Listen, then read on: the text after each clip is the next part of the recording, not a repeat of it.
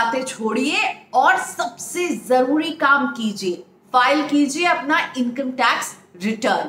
टालिए नहीं, भरिए अपना रिटर्न। फाइनेंशियल ईयर 2019-20 का रिटर्न जो आप भरेंगे 2021 में, यानी 2021 हुआ इसका असेसमेंट ईयर।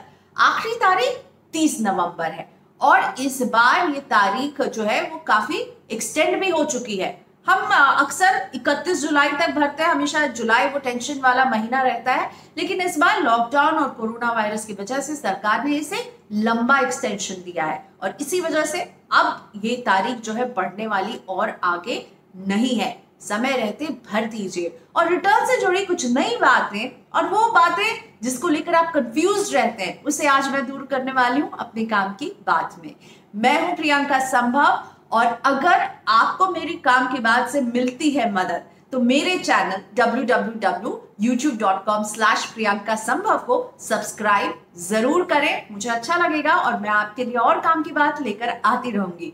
और अगर आप ये मेरा वीडियो देख रहे हैं सत्यहिंदी.com के YouTube चैनल पर, तो सत्य हिंदी के YouTube चैनल को भी जरूर सब्सक्राइब करें, बेल आइकॉन को क्लिक करें ताकि इस तरह के काम की बात के वीडियोस आपसे मिस ना हो। तो इस बार मेरी काम की बात का एक ही मोटो है, टालो नहीं भर डालो अपना रिटर्न फॉर्म। वैसे हम टैक्स अदा करते हैं अपनी इनकम पर, लेकिन इस बार का रिटर्न देखकर ये लग रहा है कि हम केवल अपनी इनकम पर नहीं, अपने हाई वैल्यू ट्रांजैक्शन यानी खर्चों पर भी एक तरह से इनकम टैक्स भर रहे होंगे। कैसे, मैं आपको बताती हूँ। तो सबसे पहली बात ये कि अगर आप ITR भरने की तैयारी कर रहे हैं तो ये ध्यान रहे कि आपको किसी भी पेपर की जरूरत नहीं है। मतलब पेपर की जरूरत है, बस आपको पेपर से कंसल्ट करने की जरूरत है। आपको रिटर्न में कोई भी पेपर अटैच नहीं करना होता है। अब ITR रिटर्न है 100% पेपरलेस, यानी आपको कोई डॉक्यूमेंट अटैच नहीं करना है। आप फॉर्म 16 को देखेंगे, आप अपने बैंक से मिलने वाले इंटरेस्ट को देखेंगे और उसमें लिखेंगे। अगर आप किसी और तरह की छूट जो इन्वेस्टमेंट लेकर के कर रहे हैं तो उसका कोई भी अटैचमेंट, कोई रसीद आपको अटैच नहीं करनी होती है, बस उसकी जानकारी इसमें फिल करनी होती है। ऑनलाइन हो चुका है सारा सिस्टम, ऑनलाइन आप ITR भरते हैं, कोई पेपर अटैच करने की जरूरत नहीं है। लेकिन हाँ, कुछ खास लोगों के लिए अभी भी पेपर फॉर्म जो है वो काम करता है और वो है सुपर सीनियर सिटीजन जो है 80 साल के ऊपर जिनकी उम्र है, वो चाहे तो पेपर रिटर्न भर सकते हैं, लेकिन सरकार चाहती है कि ये पूरा सिस्टम ऑनलाइन रहे। तो पेपरलेस है, ऑनलाइन है पूरा सिस्टम, कोई पेपर अटैच नहीं करना है, इस बात का ध्यान रहे। और अब रिटर्न से जुड़ी वो बात जो पहली बार इंट्रोड्यूस हुई है। इस बार के हर रिटर्न फॉर्म में आपको एक लाइन नजर आने वाली है जिसमें इनकम टैक्स विभाग आपसे पूछ रहा है कि क्या आप अपना रिटर्न जो फाइल कर रहे हैं वो सेक्शन 139(1) के 7th प्रोविजन के तहत फाइल कर रहे हैं। तो क्या है इस लाइन का मतलब? इस लाइन का मतलब यही है कि सरकार आपके खर्चों पर नजर रख रही है। इस लाइन के तहत आपको 3 कंडीशन दी जाएगी।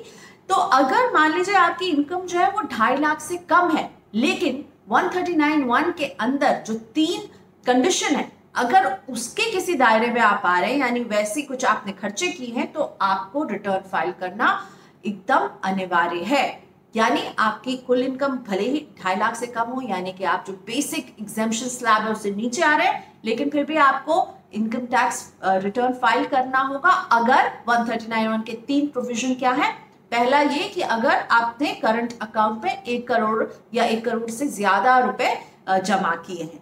दूसरा, अगर आपने विदेश यात्रा पर 2 लाख रुपए खर्च किए। ध्यान रहे, केवल ये नहीं है कि आपने ही ये विदेश यात्रा ली हो, इसमें शब्द का इस्तेमाल क्या है कि अगर विदेश यात्रा पर खर्च किए। तो अगर ये विदेश यात्रा आपके किसी संबंधी ने, आपके किसी फैमिली मेंबर ने लिया हो और आपने उसका खर्चा दिया हो जो कि 2 लाख और 2 लाख से ऊपर है, तो भी आपको रिटर्न भरना होगा। और तीसरी कंडीशन है कि अगर आपने इस फाइनेंशियल ईयर में 1 लाख से ज्यादा का बिजली का बिल चुकाया है, तो भी ये अनिवार्य है कि आप रिटर्न भरें। तो ये है सेक्शन 139 के 3 कंडीशंस। तो भले ही आपकी इनकम 2.5 लाख से कम हो, लेकिन इन 3 कंडीशन में अगर किसी में भी आप टिक मार्क लगा रहे हैं यानी आप पर एप्लीकेबल है, तो आपको रिटर्न भरना होगा जरूरी। इस बार के रिटर्न फॉर्म में एक और नया कॉलम आपको नजर आने वाला है, शेड्यूल DI, यानी DI का फुल फॉर्म है डिटेल्स ऑफ इन्वेस्टमेंट।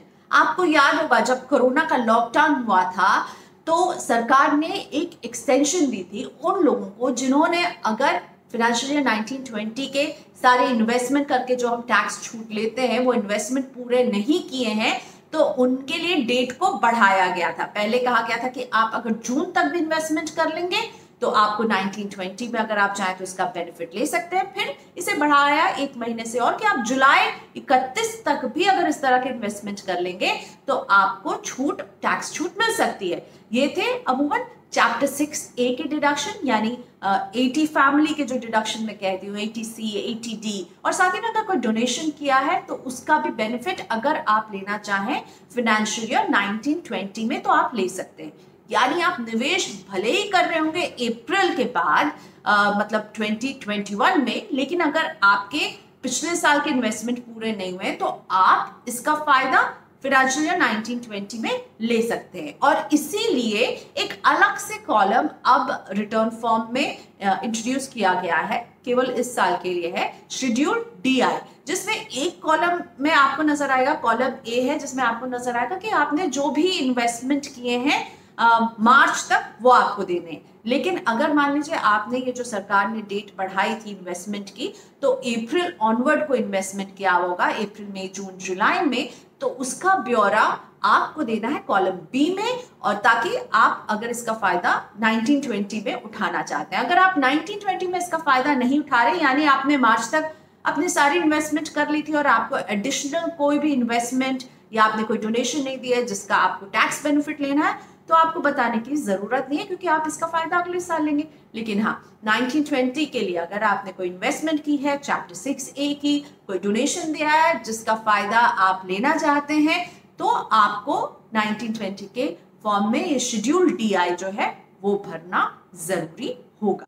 रिटर्न से जुड़ी हुई चौथी बात जिसका ख्याल रखना है वो ये एक गलती जो हमसे हो जाती है, वो है इंटरेस्ट इनकम को रिपोर्ट करना। खास तौर पर अगर सेविंग बैंक अकाउंट पर भी जो इंटरेस्ट आपको मिलता है उसे आपको डिस्क्लोज करना जरूरी है। और केवल सेविंग बैंक का इंटरेस्ट नहीं, फिक्स डिपॉजिट है, रिकरिंग डिपॉजिट है, किसी भी तरह का डिपॉजिट है जिससे आपको इंटरेस्ट मिल रहा है, तो इसे आपको डिस्क्लोज करना होगा। अब सेविंग बैंक के अकाउंट पर जो इंटरेस्ट हम दिखाते हैं 10,000 तक के इंटरेस्ट पर कोई टैक्स नहीं लगता है, सेक्शन 80TTA का इसमें फायदा मिलता है। सीनियर सिटीजन्स के लिए इंटरेस्ट पर 50,000 तक का ये भी फायदा मिलता है। तो प्लीज अपने इंटरेस्ट इनकम को इनकम फ्रॉम अदर सोर्सेज के हेड में डिस्क्लोज करना ना भूलें। ये गलती बहुत आम है और हो जाती है, पर इसका ख्याल रखना जरूरी है कि आपको डिस्क्लोज करना है आपको जो भी अर्निंग हुई है इंटरेस्ट से।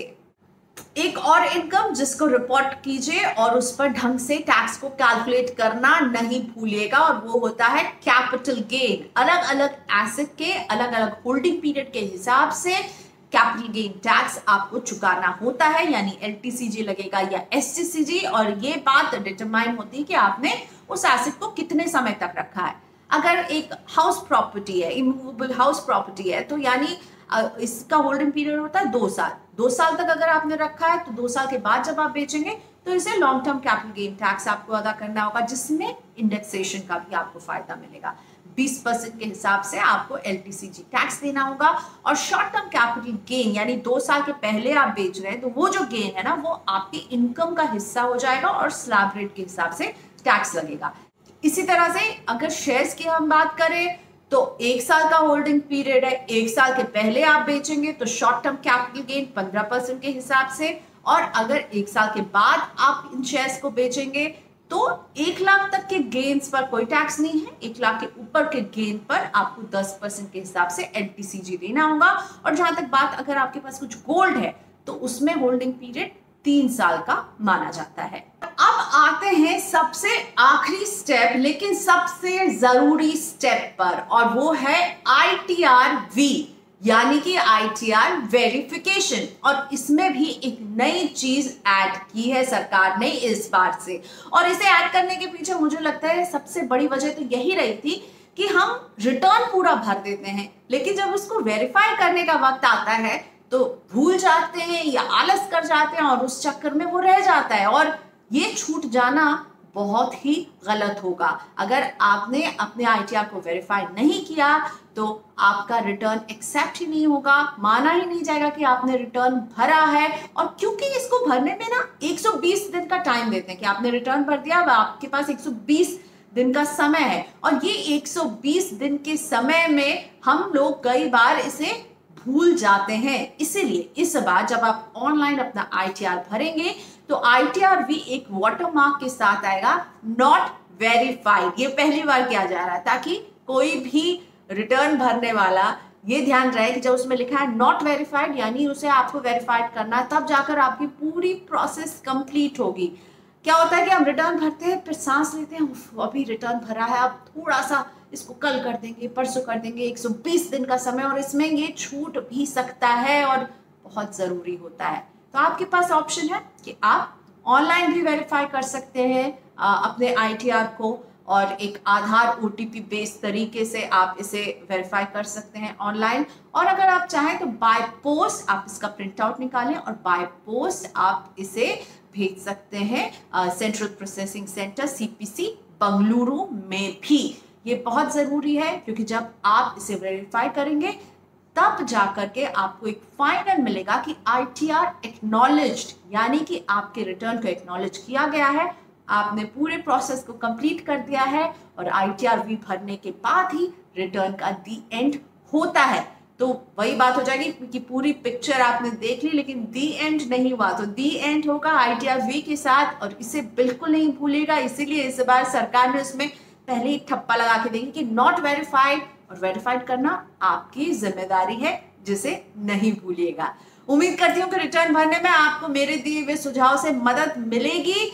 तो मैं आपसे इजाजत ले रही हूँ, लेकिन काम की बात देखते रहिए, और आगे भी आपसे कोई काम की बात मिस ना हो इसके लिए मेरे YouTube चैनल www.youtube.com/प्रियंका संभव को सब्सक्राइब करना ना भूलें। और अगर आप मेरा ये वीडियो शक्ति हिंदी के YouTube चैनल पर देखते हैं तो शक्ति हिंदी को भी जरूर सब्सक्राइब करें। और हाँ, याद है ना, रिटर्न भरने में आलस नहीं दिखाइए, टालिए नहीं, लेकिन भरिए अपना रिटर्न बिल्कुल समय रहते।